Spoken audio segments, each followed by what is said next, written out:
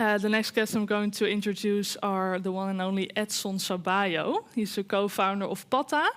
And together with Mel Van Lie Shout of Shopify, he's going to be discussing achieving cult status. Now, Patta uses their community to make it happen.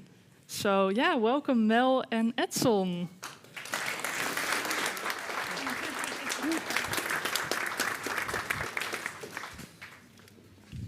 Jesus, great. Where do I have to go? Yeah, how do you want to go? Okay. Right. Let's go this way. I'll go this way. Yeah. Hi. Well, Edson, I want to say that was right on time. Exactly on time. Oh my gosh. Yeah. Hi, everyone. How are you? A bit busy, but very good. Just happy to be over here. A lot of people. Damn, it's good. So Edson, thanks for taking the time, man. I know it's a very busy time for you. Not only for you, but for the whole team of Patta. A lot of stuff is happening, right? In a good way. I asked how were you? And you're like busy, and I'm like, but in a good way. In a good way. Yeah. So I think that's the main important thing. Jennifer told already about like cult status. That's what we're going to talk about a bit today. Okay. If you think about I think everybody knows a bit of Patta, but I think it's also good to talk a bit about the history of Patta. Okay. When I was last week, I was speaking with my parents and my brother.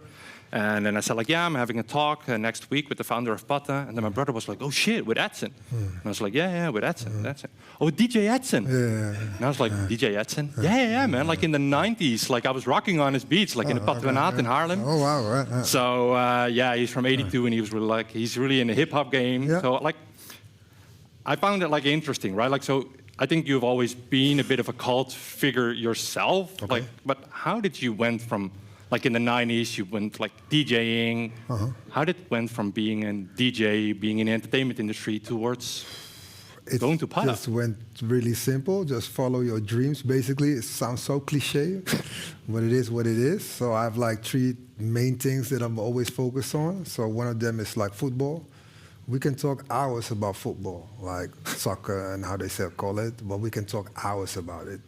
This year, my team is not doing very well, which I really hate, but we can talk about football because I played football. I played on a good league, and I also played for money, especially over here with the street football culture we have in Amsterdam. Yeah. It's really big, so I just made my mark over there. Then my second or maybe my first hobby or trade that I got is hip hop. So I'm a DJ since 91. I got into the culture in 84, 85 because it's real simple. When you go from here in Holland, we call it lagere school to the middelbare school, so probably it's high school going upwards. Yeah. You have 2 things. Or you can study, or you can be having fun and being the class clown and all that, So I was in that category. You were the latter. Yeah. And then with that came hip hop, and hip hop in the purest form. So with the graffiti, I used to do a lot of graffiti, dancing, beatboxing, everything, and then rapping. And at one point, I was really good at mixing records. And in '92, fast forward, then '92, I said I can really do this. So I became a cult figure inside of hip hop worldwide, and everything what we do as Patta worldwide we do. So and with that also came the fashion. So it really grew organically. Basically what it is. So that's how we started Patta.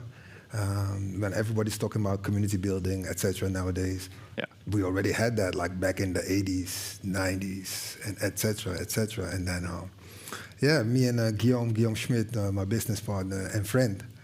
We decided to open up a sneaker store called Patta in 2004.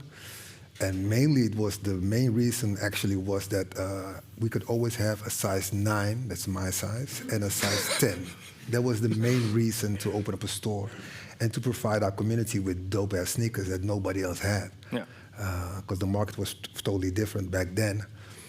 And then it grew from 2004 up till now. Next year is 20 years. It grew out to be out of our world. It's crazy, the dreams that we had, and what we accomplished and everything else. I mean, like last week or 2 weeks ago, we were sitting in Barcelona Stadium, seeing our name. Oh yeah, you're mentioning something, right? Like I think that's one of the collaborations I wanted to tap into this as well. Like I think, well, you're talking about 3 things that were like really important. Like football is one of them. So yeah, it's a really awesome to see like what's happening now. Like one of the latest collaborations that you've done.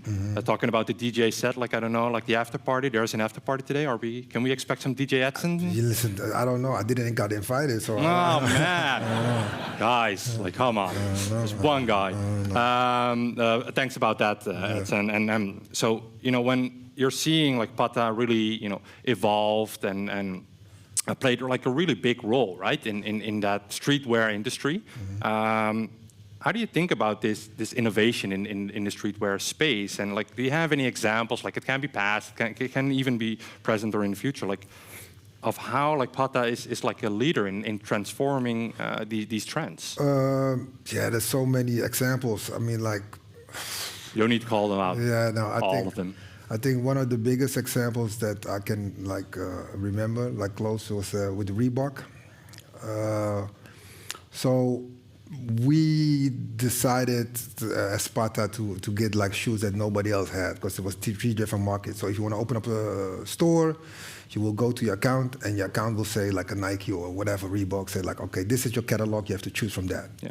We said, fuck that, we're gonna have our own catalog. We're gonna go to the States or to Japan or any country to have shoes. And because of hip hop, I noticed that there was this one shoe that I really liked back then. It was mostly for women. It's called Freestyle High. It's a Reebok called Freestyle High. And I found them in Philadelphia on one of my trips to get sneakers. And in Philadelphia, there was this one store in this spot. It's crazy. It's real renowned now. It's like everybody knows it now. But back then, it was like you couldn't go there. It was like ghetto. It's like real fucked up. But I had a plug. My plug hooked me up. We went over there, and I saw that shoe over there, standing on the wall. In my mind, it's like, yo, this shoe, I can bring that back to Amsterdam and sell it. But first of all, you had to negotiate with the people. So it was like, I want to have that shoe. How many pairs do you have? And they couldn't tell. They were like, huh? What are you saying? Like, what size? What do you need? I was like, nah, I need everything. I need the whole shebang. So at the end of the day, after 4 hours negotiating, I got back with like, I think 200 pairs of those shoes, shipped them over, put them in the store, and they flew out. The only thing was that because it's the shoe from the early 90s, late 80s, they will crumble. So we had the policy to the door. After the door, it's your problem, whatever. So a lot of women, they came to the store and they found out. It was like word of mouth. Everybody was talking. And they're like, So they went to all the other stores with that shoe on. So the other stores, let's say a Foot Locker, Front Runner, everybody, the managers were like, yo, how you got that shoe on? They're like, yo, I bought it at Patta. Then they were selling to their sales rep, like, look, I want to have that shoe. The sales rep from Reebok said, like, look, we don't make that shoe no more. It's a dead stock. Then somebody smart at Reebok was saying, like, fuck that. I'm going to make the shoe again. What I've learned from this whole thing was that, like, if I had, like, something new like that, I had to go to Reebok directly and made a deal, because then I would get some more money at the end of the day. But we got like a call later on, and they thanked us for like, yo, bringing back the shoe to put it out back on the market. You don't get any percentages, but you will get a collab. So I've learned a lot from these lessons, and that's also a thing with Patta. We learn every day new things, how to help our business to grow, but also be a leader in that, because we was leading the pack. We were saying like, this is what you need to get. We actually did the work for Reebok, and they made loads of money with that shit. But that doesn't matter, because at the end of the day, we learn and we grow, and everybody grows in that perspective. So it was really nice to be in that situation. Amazing story. Yeah, it's one of them. Really cool, and I know you have like tons of these, but I think one of these things, and you're calling out Reebok, like you could have played it a bit better maybe from a financial point of view, but I think one of the things is that comes out of it is like potential collaborations, right? Like you're making connections with the Reeboks and the Nikes of these worlds where any other brand would have never and could have that enter at these companies. And for you, like within Patta, like collaboration is key. right? And you see that a lot of the times. I don't know if any of you have seen one of the latest collaboration that you've done. I don't know. Do you have to ask them? It's something about Barcelona and Nike. Yeah. So I mean, we've known for all the collaboration that we did, like worldwide, and the collaboration is a tool for us to sell our own stuff, basically. So with Nike, let me put it this way: every time we do a collab with a person or a group or whatever, we need to know about the people in the group. So the people, what's their values? Because every day we get like somebody from wherever in the whole world want to do a collab. Yeah. So how do you decide? We now have a collab commission, but back then it was like more like going out with them, hanging out with them, doing karaoke with them, hanging out, whatever, anything to see like, oh, what is the thing? And then what really is nice that sometimes you don't expect from a company to be that, let's say, cool or like, oh, I can work with them. Because sometimes you'd be like, oh, this is not going to work just by the look of the book or the cover. Yeah. But sometimes it really works out, and we have some great collabs. Sometimes it's not that good, but the intention is good.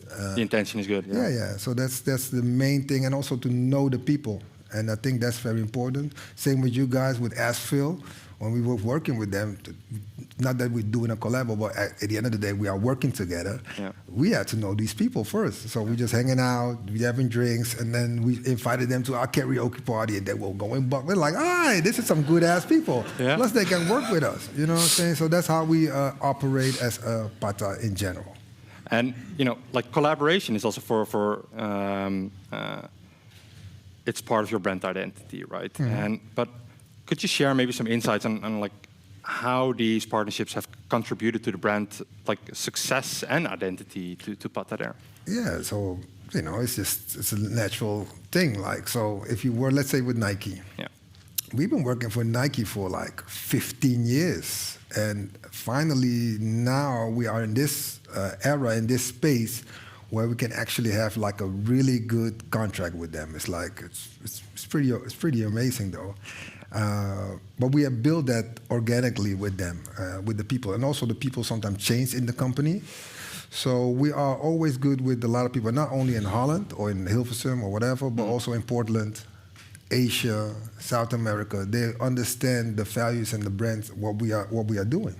So when it comes to Barcelona, it was like 2 years ago, they approached us to do like a project. And it was supposed to be a project with, I think, with different teams. So one from Milan, I think Inter Milan, Paris, Paris Saint-Germain, and a team out of England, UK, I think Liverpool or something. And they said to us like, yo, you guys want to do Barcelona. So what are you going to say? Yeah. You say yes, what the fuck? Yeah, of course. And we didn't even think about it because it was maybe our fault to say like, oh, we need to have more Barcelona. Of course, also what we always bring on the table is the heritage. I mean, like, we are very proud to be from Amsterdam, but also Surinamese culture. And, with Barcelona, that was 1-on-1. I mean, like, Barcelona is actually a little Amsterdam, if you want to put it that way, with the influence of Rinus Michels or Johan Cruijff, but also Patrick Kluivert, and everybody, Bogarde, Louis van Gaal. So this is like this is an easy collab, and it really fits the glove. So we was like, fuck this, we're going to make this happen. That's amazing, man. Yeah. That's amazing. Congrats on that one. And you called out a couple of cities, right? Like Milan, and you've started your first store here in Amsterdam. You have now a couple of other physical stores, right? Milan is one of them as well, if I'm correct. London. Totally correct. Yeah. Like, how do these kind of like online presence, like online or physical stores, like adding to a complement to this online presence? Yeah, so it's like a strategy where we have. So in the beginning, when we started Patta, it was just like out of the blue, just doing stuff that we like. But now we're thinking about, if you want to, let's say, open up a store in the States or even like in Asia or whatever, then it's like, all right, let's get something over there, and then from there go online, or online helping the stores. Yeah. Which is a really good thing to actually see a more wider vision to make that happen. So it contributes a lot. Also the stores. Yeah, but what role do they play, right? Like I think if you look from historical, like in a store, you come in, you pay, like it's really transactional, it's telling right? the story. It's telling the Patta story. Yeah. The Patta story is basically real simple. We're like an independent black-owned company who wants to provide and also leaving a legacy for the youth, for the future. And with all the things that we do, let's say a Patta Academy or a Patta sound system, Patta cycling team, we have a Patta running team. Everything is connected, especially with the youth, to tell them like, okay, what we do is great, but I think you guys can do better than us. And let me help you and provide the tools that is needed. And also give them opportunity to grow, which is very important for us that, they need to be better than us. And with that, if you do all that stuff, that's what we believe, the money will come in easily. And not chasing the money, we are setting the trends that the money comes in and then give it to the kids and make them better. And at the moment, it's still working, but you never know how it goes. And giving back, right? Like I think, like giving back is I think, one of the things. Like we've had some collaborations last year, also with the Patta Academy, and I know that the guys of Ask Phil are also supporting you with that. It creates like a really loyal and dedicated fan base, right? Like also with that and with the brand of Patta, like it really. It's contributing to like that status of like a cult brand that you are. Like if you see that the role of social media in the brand like strategy and like how do you kind of cultivate and maintain this sense of community like you talked about like Patta Academy and all the other stuff? But that's also like you're having like a lot of youth. To be honest, like I'm now 51 years old, so I'm not more in the streets. Let me put it that way. But I have a whole team of like, maybe as big as this, like young kids that are like, oh, I know what's going to happen. I know the future. I don't know the future, but I know what's going on in the streets. So having, how I said it, like arms or feet inside the culture the whole time, which is very important for us. So I want us also not only listen, but also give back to the community. And that helps us to grow and be on a level that we are supposed to be as a cult status, etc. And not only in the Netherlands, but worldwide. I just came back from, we was in Jakarta, because we have like a Patta documentary. It's called Videoland, Patta for Life. If you haven't seen it, just check it out, whatever. But do it. With that, we was thinking about, all right, we have all these partners that we rock with, so selling Patta stuff to. Also, we wanted to go to Asia. Why not do a tour over there with a store so they can bring their community and learn more about Patta? So that's what we did. Wow. And we did it like in a couple of... But the thing is that we have all the tools, get the people in, the people will recognize like, hey, this is also possible, not only from like, with a sugar daddy, with an investor, etc. No, like independent, basically. So if you can do this independently with the whole crew, it's possible for you or you and you to also do this. And that gives a lot of, like a new perspective, because most of the time when you start a company, at one point you'd be like, oh shit, I'm this level, I need extra money. So you will get an investor, and most of the times it will go down after that. And we're trying to let them know like everybody can do it. And not only in the, let's say, cool cities, but also as a city as in Jakarta or in Kuala Lumpur or somewhere else. Anywhere in the world it's possible to create and having this social impact which is needed to make, let's say, a better world. Sustainable business. Definitely. Everybody calls it now sustainable. For us, it's like a normal thing to do. Yeah. So 20 years. Now next year. Already, like, so reflecting on that 20 years. Let's start with that. We only have like 6 minutes and 40 seconds left, so it's easy. Clock, I'm like, we can do that. But like, what has been like? I know this is an impossible question, but like, sure, I'm still going to ask it. Like, but what has your biggest challenge that you have faced, but maybe also at the same time has been like the most valuable lesson that you learned? I mean, there's so many lessons to be learned every day, like I said before. But the thing is to have a clear vision and that it's clear for everybody. Yeah. So that's a challenge, but also a motivation. So I always speaking like, okay, the glass is always half full, never empty, always half full. Because look where we come from. We come from not actually nothing. It's like a hip hop mentality, like making something out of nothing, which is really important. Like, because we had like nothing when we started Patta, we didn't even know what to do. We just wanted to have a size 9 and a size 10, right? And look at us now. Like 20 years later, I'm just sitting here talking to you guys. I just rushed in and etc.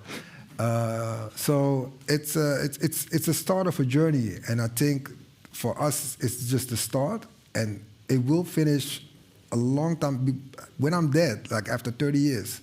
Then it will actually how you say that, putting out fruits. We just sow in now, and then the fruits will come later, and it's not up to me now. There is a whole team of people. I see one of my guys over there. He's like one of our key leaders going to be later on, and he knows it already. Like Brano is over there. It's my guy with the Patta shirt thing over there. Like he is going to be our next future, and we're just trying to help him to give him all the tools he needs to be a better leader in the world. Because for me, I'm 51. Not that I'm done, but I think in like 30 years, I may be laying in the grave. And what do we as Patta left behind as peoples, our legacy? And I think it's very important to have that legacy. And that's the same also, like let's say with Barcelona, the legacy of what, let's say, Johan Cruyff or Rinus Michel laid down. Everybody's still building on that. A Pep Guardiola, etc., built on that. That's why we want to have like Berano doing that stuff, and he's leading that pact. And that's why we are like the best in what we do. Yeah, you want to be an example. We are an example, so that's the whole thing. You want to stay an example. So finally, for any aspiring entrepreneurs that are in the room here, what advice would you give them based on the experience that you've had, right? Like in building and growing Patta there. Mm-hmm. I think one of the things is believe in yourself, and embrace it. That's very important. Even if it doesn't go that well, even if you calculate it, I want to have this, and it doesn't work out, it doesn't really matter. Just keep on going, because if I can do it, I mean, like you guys can definitely do it. And don't be afraid to ask. Don't be afraid to ask for help, ask for anything that you need to grow. And also give back. Don't always take. Give back to your peoples and your community. And at the end of the day, it will help you out. Trust me, because, we've been here now almost 20 years. I love the fact that you're saying ask as well, right? Because I just mentioned about the Patta Academy, and when I spoke with the students in the academy of last year, like one of the things that everybody at the Patta Academy is really enforcing all these students, like ask for help if you want help. Like if you're not asking, like you will already have no. Yeah, exactly. People are able to help you. Yeah, but it also is like, what do you want to ask? Like make for yourself a plan, and then little steps. Because it can be the plan. Okay, I want to have like 5 million in like 2 years. It can be. Yeah. But you can also be like, okay, maybe I need some more structure in my financial world, or like with taxes, or with this and that, and then you can ask help. Or you can even look it up nowadays on YouTube, what to do, etc. So there's a lot of tools you can use to help yourself grow, but also your company grows. And I think now, especially in 2023, there's a lot of things you can do. Yeah. Easier? It's fucking easy, I guess. But that's also another thing. Is compared to 20 years ago. No, but also it's like trying to keep it as simple as possible for yourself, and not like make it too complicated, and don't overthink. Just start. Just start? Yeah, just start, but just keep it simple. Don't overthink too much, because if you overthink too much, you're going to be the guy or the girl or whatever inside a bar later on when you're like 80 years old. Yeah, remember 2023? Yeah. You don't want to be that person. You just want to have fun always. That's also another thing for me. I always want to have fun with it, because if there's no fun, there's no me, So it's real simple. I always want to have fun. And of course, there's going to be a lot of not good talks or whatever, like no fun stuff. But the no fun stuff will make you help to get the fun stuff in the end. Love that. So with that, I actually want to end it. Oh, good. Right? Like, to be honest, like the fun, I hope then this conversation was also fun. Like It is, to be honest, it's so much fun because I was like, my God. Yesterday I was thinking, oh That's shit, I have to do something. I was like, oh fuck, what do I have to do? I have to go to Aspen. What do I have to do? So I just emailed real quick, like, yo, do I need to You press prepped the very, very well. Yeah, okay. Thanks, Edson. No problem. Thank you for that. Thank you. Thank you.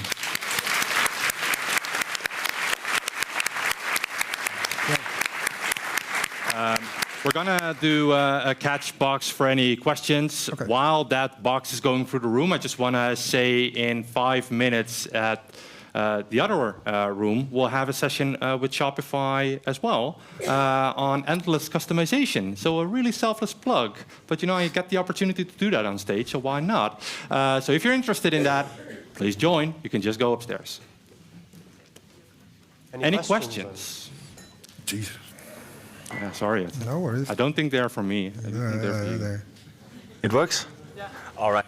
I just want to ask, who's in your collab commission? I think that's what you called it. Is it a lot of customers? Is it your friends? No, actually it's from people from the store and from the office.